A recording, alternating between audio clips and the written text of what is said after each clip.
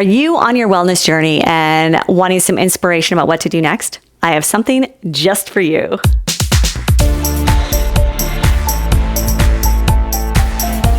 Hey, I'm Ksenia. I'm an ex-professional dancer, multi-certified body nerd, and creator of La Technique.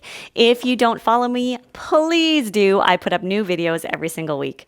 And I just finished teaching class, so please excuse all this. I know it's all the bright colors, but you do what you got to do when you're teaching virtual classes so people can see your bod. I'm doing a little caveat here because when I shot this, I didn't see until later that there is a soft focus. So I want you to know that. So if you don't want to watch it, I get it. Don't. I just simply didn't have time to reshoot it again. And I will be breaking this video up because it's a lot of information into a couple different ones. So this is part one. On y va. Today, I thought we would talk about some practical advice for nutrition, hydration in general, if you're starting your wellness journey or if you're still on your wellness journey, because I've spoken a lot about prenatal and postpartum, mostly because I wanted to get that information out. First and foremost, because I was sick and tired of prenatal and postpartum clients coming to me and having been hurt by ignorant trainers and instructors. And then this way, I thought if I got that information out, at least the birthers would have some empowerment of knowledge. On y va.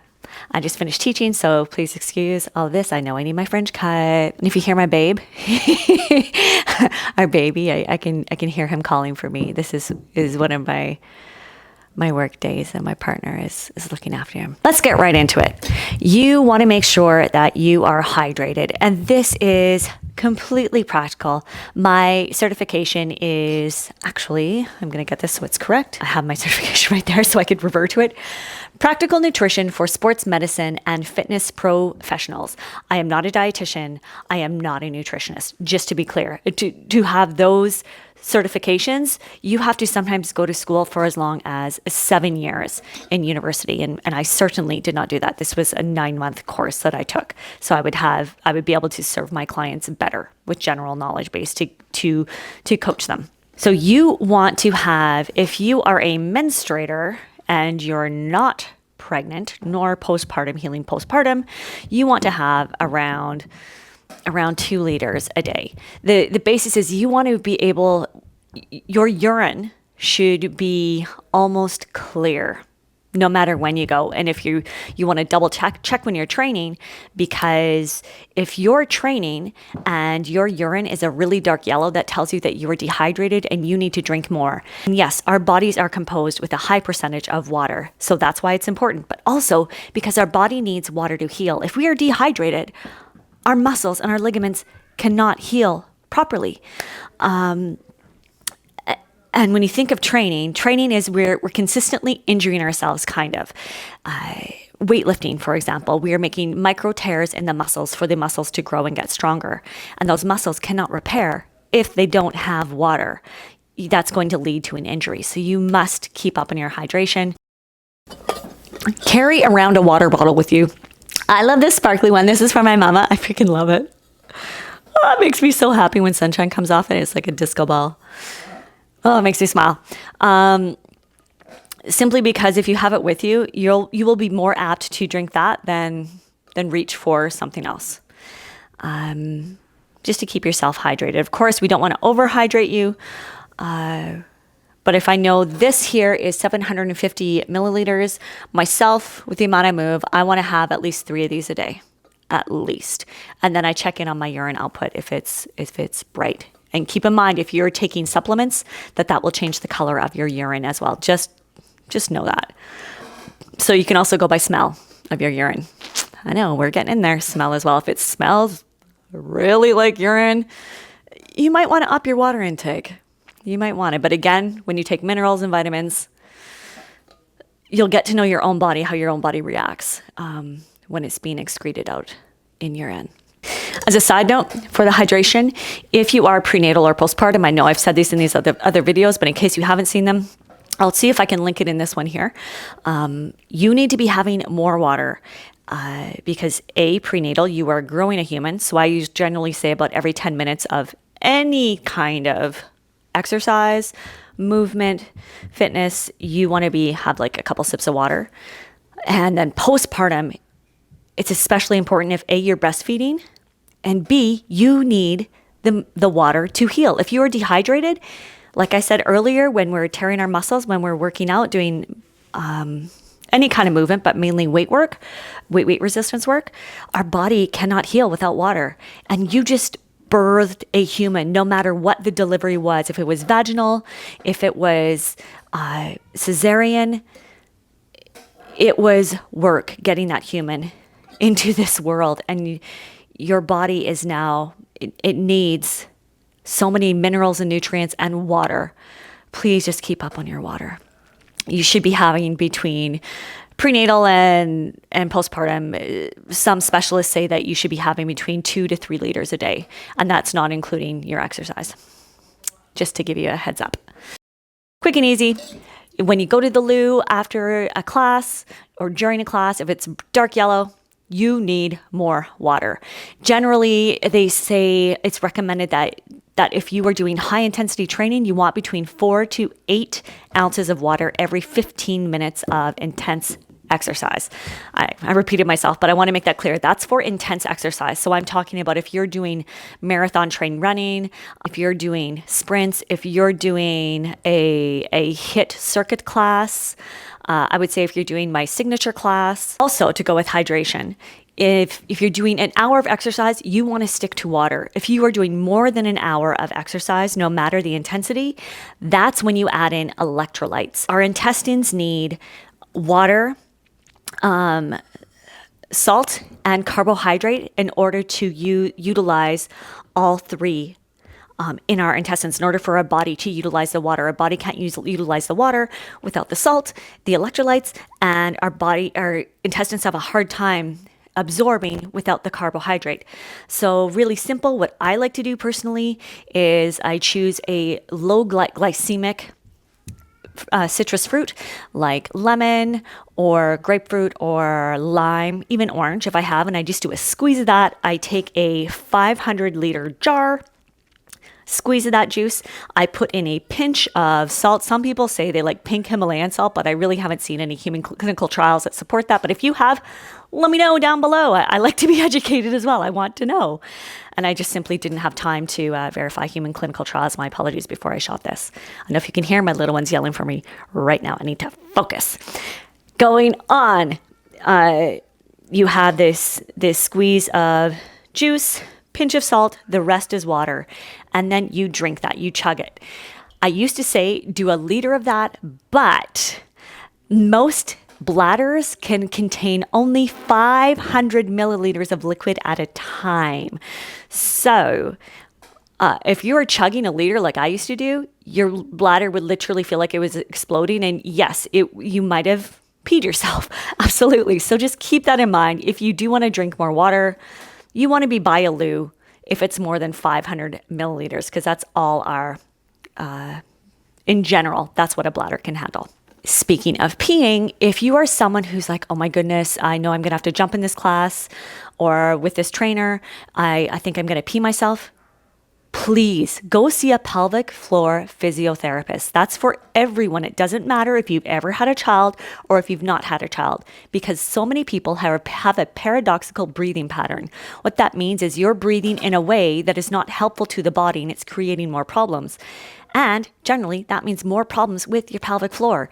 The air or anything in life seems to go with the path of least resistance. And least resistance in our body is the fascia in our abdominals, between our transverse abdominals and our obliques.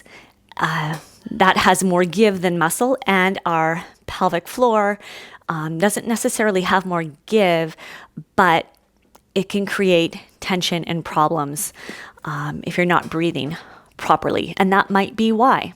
So it might not just be helpful for you to think, oh, okay, well, I'm doing my Kegels. I'm stopping the pee, I'm stopping the toot, I'm pulling up my sits bones in and up. It might be something different. It might be your breathing pattern. So go see a pelvic floor physiotherapist because they will be able to help you with that. Or see someone who is educated. I cannot recommend Dr. Sarah Duvall enough. She's here on YouTube, Core Exercise Solutions. She has so much free content, but if you can afford to take her PCES 2.0 course, Take it. Everyone who works with bodies should take it, in my own humble opinion. It's incredible. And that's where I learned this information. And she's made me a way better teacher. Because yes, I'm an instructor, but I veer more towards teaching. Absolutely. In terms of nutrition, you do need to eat before you exercise. This will be controversial because a lot of weightlifters will not eat before they work out because they're trying to quote unquote cut weight.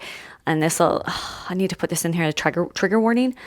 I have an eating disorder and I'm recovering from it. It's a choice every day I need to make positive, healthy choices for my brain and my body every single day. And so that's why I don't talk a lot about body shaping, but I will put this in here so you know this. A lot of trainers will suggest if you want to quote unquote lose weight, not to eat before you train. But think of it this way. If you drive your car and it is on fumes, what happens to it? It degrades, it breaks down, it might even stop altogether. That's kind of similar to our bodies. Our body needs fuel. It needs energy. And my apologies, I just realized right now that I've been looking at my monitor this whole freaking time instead of into the lens. You think, why is she not being genuine? My apologies. I'll switch that right now. So just know that for yourself.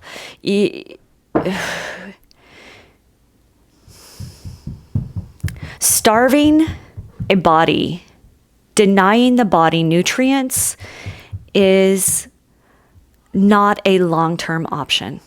It's simply not. There's so many ways of doing that. If you want to do intermittent fasting and that's what works for you, power to you. Myself, having had an ED, I tread very carefully around intermittent fasting or anything to do around food control or punishment of any kind or restriction, because that doesn't work for my brain at all. I'm not sure how much more I want to talk about that because I want this to be a space where we talk about more how you feel than how you look. So if you are not nourishing yourself to the point of having headaches all the time and you're feeling dizzy and you are angry and you are sad or anxious, it might be time to seriously talk to professionals, both mental health and a nutritionist or dietitian, your doctor. Talk to a caregiver that you trust to get some help, because life should be lived without pain if you can, in all ways, brain, body, heart, and spirit. Onwards. Something I found very interesting, I was just going over my text from the course I took today. If you are a menstruator and you do endurance movement, endurance fitness, marathons, in that ilk, you need to have a higher carbohydrate intake than the non-menstruators. Let me restate that. If you are a person who was born with a uterus, you need more carbohydrates if you do endurance training. We're talking at least 2 hours a day or more, and I'm going to get the exact numbers for you. Just a moment. Here we go. Adult athletes should consume 5 to 10 grams of carbohydrate per kilogram of body weight per day. A daily intake of 5 to 7 grams of carbohydrate per kilogram is recommended for any athlete in training. Strenuous training, i.e. the marathon trainers, that depletes muscle glycogen, such as distance running or hours of strength training, requires higher amounts of carbohydrate intake, 7 to 10 grams of carbohydrate per kilogram. Female athletes who train strenuously, so female athletes it says here, but this is an older text. The data is still sound, but they don't acknowledge trans women, trans men. So I do apologize. A lot of the information I have is on cisgenders, cis men and cis women at this point in time, but I'm still searching, so you know. So I share as soon as I get the info and the time to shoot. Female athletes, so those who are born with a uterus, who train strenuously 70% of VO2 max for at least 2 hours per day, should strive to consume 6 to 8 grams of carbohydrate per kilogram of body weight daily. Women apparently need to consume more than 8 grams of carbohydrate per kilogram per day to carbohydrate load successfully. just found that really, really interesting, because I have seen in the human clinical trials that I have seen to support cycle syncing, and why I started doing it, and just simply makes me feel better, and why I share the info so other menstruators can feel better, is that there is a difference in the menstrual cycle phases for how you should train between men and women. Men have, let me rephrase, everyone has a circadian rhythm, everyone. And then those born with a uterus have a circadian and infradian rhythm. We have two different rhythms going on all the time. So every day our cortisol goes a certain way, our energy goes a certain way. But then throughout a menstrual cycle period, our energy shifts, and what our body requires shifts, i.e. during the menstrual cycle, you have to be, when you're bleeding, you have to be really careful on how much exercise you do and what kind you do, because it can increase cortisol levels. Cortisol levels are already super high during that time. And if you're doing HIIT, that's going to exacerbate those cortisol levels. And why does that matter? That affects the levels of all the other hormones in our body. For example, serotonin, dopamine. Those are our feel-good hormones in our brain. It can, if cortisol is raised too high and it shifts those hormones out of whack, it can increase anxiety levels. Also, you have to think of your menstrual cycle is like, it's a bank. So what we do leading up to the next time we bleed, it affects. If I'm going to do high intensity exercise every single day, or say 5 days, even 3 days a week, no matter what's happening in my menstrual cycle, it's going to make my PMS that much worse. I will have way worse cramps. I will have migraines. My breasts will be way sore. I will have worse anxiety. And I will have more difficulty accessing the wonderful parts of my cycle, i.e. during the follicular cycle. Our brains are more open to the right and the left side of the brain are functioning together in harmony. So it's easier for us to communicate, which is what I'm in right now. I'm in my follicular phase. You have way more energy. You're able to communicate clearer, and new ideas are easier to absorb and put into practice. Just to let you know. So if you are someone who suffers from horrible PMS, look at cycle syncing. Look at how you're moving. Look at your everyday life. Look at what you're putting in and on your body, i.e. what are you eating? Are you using retinol? Oh my gosh, that's like another video all entirely, but I want to keep it more general here. Now, protein, I want to talk about as well. So we talked about eating before, and in general, you want to eat, if you can, about an hour before you're going to move, because A, you don't want to get sick, and B, you don't want to have cramps. And a lot of times it's recommended to have more carbohydrates than protein heavy in the morning, because lots of protein can cause your intestines to cramp up when you're moving. But that said, another practical tip for blood, we want to balance our blood sugar. So even no matter when you're eating throughout the day, you're grabbing something you want to eat so that you always have some protein, some fat, some carbohydrate, and fiber. And carbohydrate and fiber, you want those both together. So you don't want to reach for a bag of chips and then a granola bar. For example, an apple would be wonderful because you have your carbohydrate and your fiber. Broccoli would be wonderful, carbohydrate and fiber. And have that with hummus with sesame seeds on top. Wonderful. You have everything there. You have your protein, your fat, and your fiber and your carbohydrate. Another option is a boiled egg is fantastic with a pear or with carrot sticks.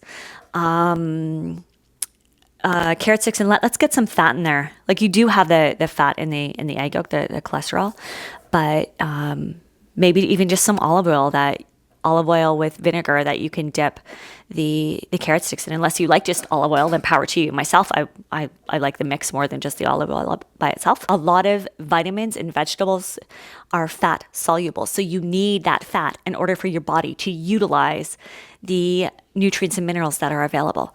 So think, for any anytime throughout the day before you exercise. So I like to have, I will do a smoothie where I put fresh spinach in, and I will put in a vitamin C fruit so my body can digest or can utilize the iron that's available. And I have that during my period when my iron stores need to be replenished. So spinach, banana, I have my carbohydrate, my fiber. Now my protein, I use pea protein powder or brown rice protein powder. That's what I stick to, and water. And I whiz that up, and then I add in some nuts as well, depending on the time of my cycle. If I'm in the, say if I'm in my menstrual phase, then I'm going to have pumpkin seed powder and flaxseed, ground flax seeds. If I just finished ovulating, then I'm going to have some sunflower seed powder and some tahini, something like that. And then after you exercise, you want to eat within at least 45 minutes. Some specialists say you can wait up to 2 hours, but you'll know for your own body. I think the quicker, the better. You want to rehydrate and you want to put fuel into your body, because you just worked your body and you just destroyed it a little bit. You broke it down. You added stress to the body. You raised your cortisol levels. The body is in a stressed state. So we need to calm it back down and tell it it's okay. Put food into it, put fuel into it. Our muscles need glycogen. Our liver needs glycogen in order to function. And when we exercise, we deplete our glycogen stores in our muscles and in our liver. But there's so many wonderful resources here on YouTube. Again, this is just practical that I'm giving you to touch your just the surface. My gosh, there's so much, because there's more information even for menstruators. Practical advice about weightlifting. Okay, this is going to be a lot for me to edit, so I think I'm going to stop there. Thank you so much for watching the video, and I would like to take this moment to acknowledge that I'm based on the unceded territory of Tiohtià:ke, specifically of the Huron-Wendat, the Mohawk, and the St. Lawrence Iroquoian peoples. This land was traditionally a meeting place, and it's my intention to honor the Indigenous use of this land by keeping it a meeting place for the beautiful Base community. And my own personal act of reconciliation is to donate my disposable income to the Native Women's Shelter of Montreal. Thank you so much for joining me. If you have any questions, comments, or requests, please write them down below. And this will be part 1. Part 2 will be coming out.